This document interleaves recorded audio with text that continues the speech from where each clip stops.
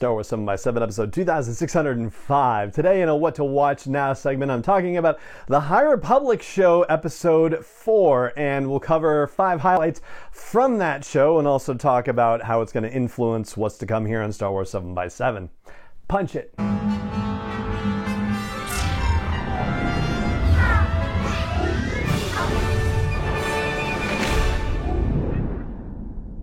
Hey Rebel Rouser, I'm Alan Voivod and this is Star Wars 7x7, your daily dose of Star Wars joy, and thank you so much for joining me for it. So episode 4 of the High Republic show, it's an every other month show, lasts about a half hour if you haven't checked any of them out yet, and the host Christina Ariel is terrific and is having a lot of fun with it. I have to say, like, looking at the end credits of the thing, it says that it's written by Scott Bromley, and he is a hysterical writer to begin with and a hysterical performer, and did a lot of work on the Star Wars show way back when it was being hosted by Andy Gutierrez and Anthony Carboni, like that particular show. And yeah, great fun, but I have to say I feel like there is an uncredited situation happening here because Christina is bringing her personality to it, and I'm sure she's ad-libbing stuff in the show performance and the little interstitial things that they do, which is great fun. So yeah, there you go.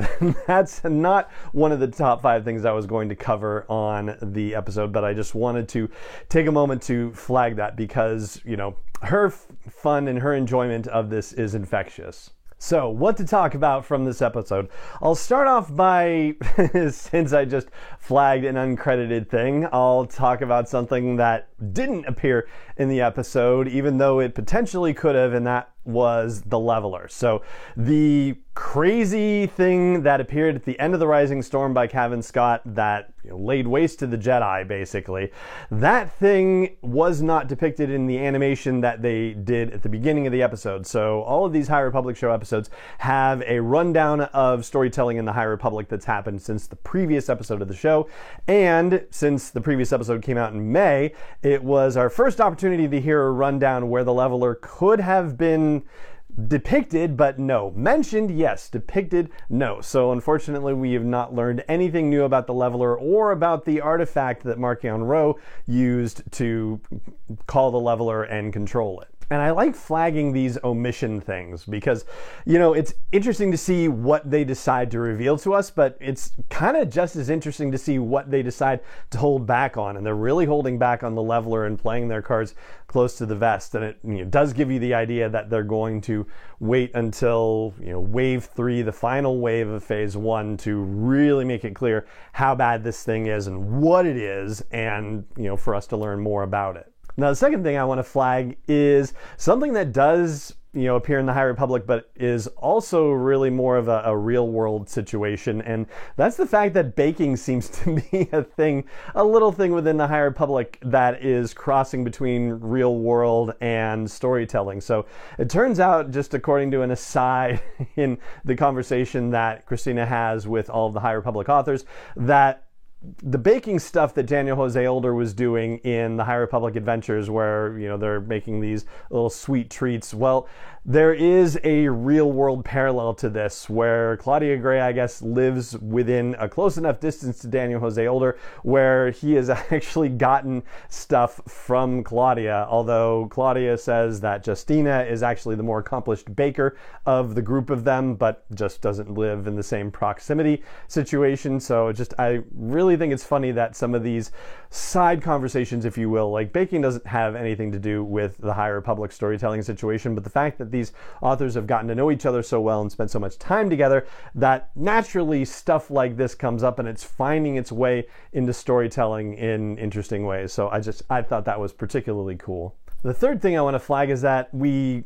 got a bit of a focus on Tempest Runner in there, which is the audio drama, the audiobook original, coming out at the end of this month, and we got to see Nick Martorelli, who's been a regular guest on the podcast here, talking about the opportunity to do these sort of full cast audio drama situations and how awesome it is, and how awesome it is to bring in multiple voices from Star Wars narration.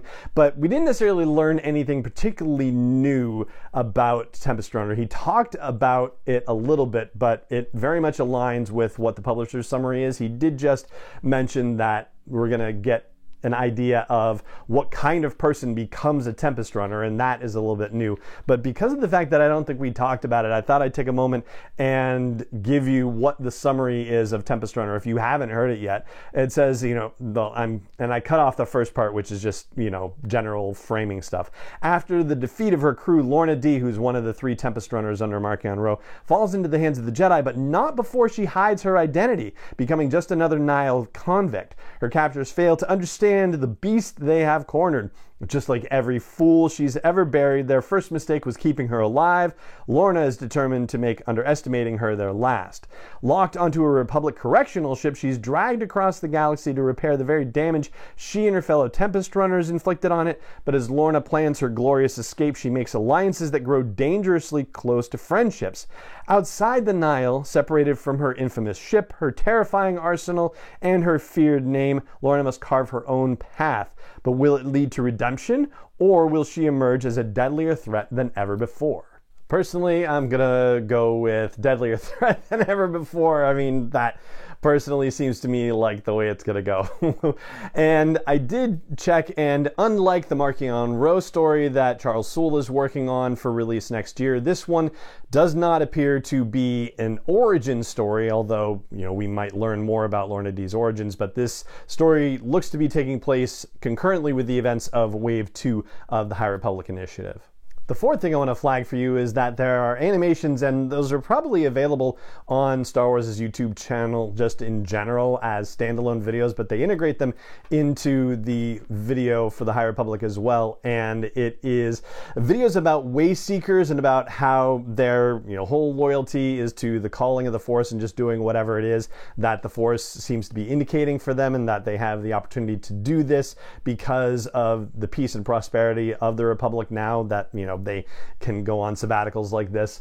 And also the video about the Jedi High Council. So one of the things that's been kind of interesting to see in the stories is the High Council and its makeup and how it changes. And it's actually been changing a lot because of the events of these first 2 waves of the High Republic Storytelling Initiative, partly because of deaths actually, and also partly because of sabbaticals. So Grandmaster Yoda has gone off on his own, and so there is a new Jedi on the Council in his place, not necessarily a Grandmaster, but they are seeming to maintain 3 Grandmasters on the Council at this time, which is comparatively unusual, but not unheard of. In the prequel era, it's just 1 Grandmaster who's leading the Jedi Council, but yeah, 3 seems to be the thing in the High Republic era. And we find out in The Rising Storm that Rana Kant is a Jedi Master who dies sometime between the events of Light of the Jedi and The Rising Storm, and Stellan Gios, who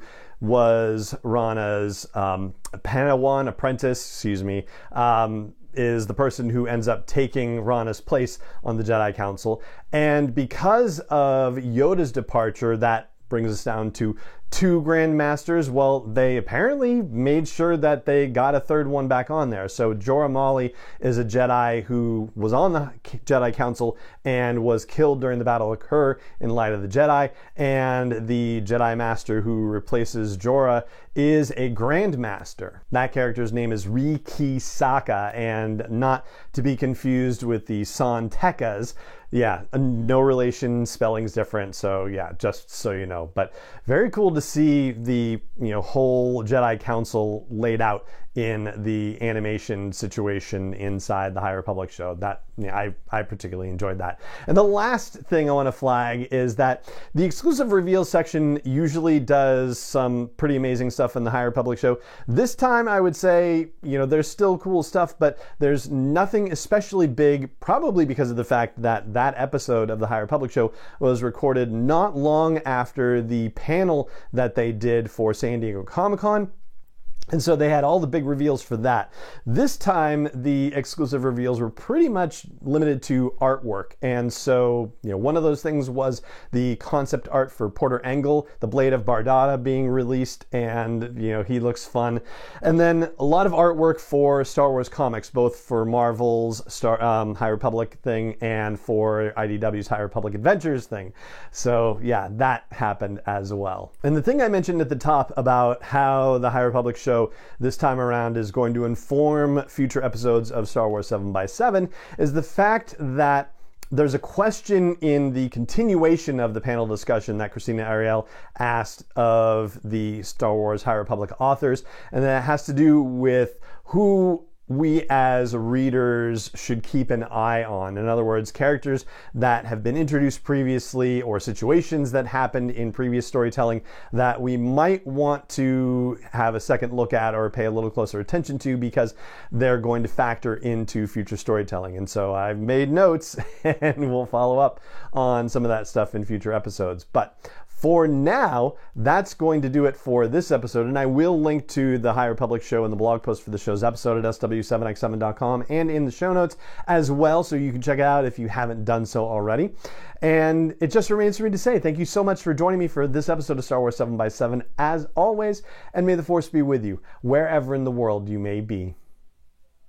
7 by 7 is not endorsed or sponsored yet by Lucasfilm Limited, Disney, or 20th Century Fox, and is intended for entertainment and information purposes only. Star Wars, the Star Wars logo, all names and pictures of Star Wars characters, vehicles, and any other Star Wars related items are registered trademarks and/or copyrights of Lucasfilm Limited, or their respective trademark and copyright holders. May the Force be with them. All original content is copyright 2021 by Star Wars 7 by 7. We hope you love it.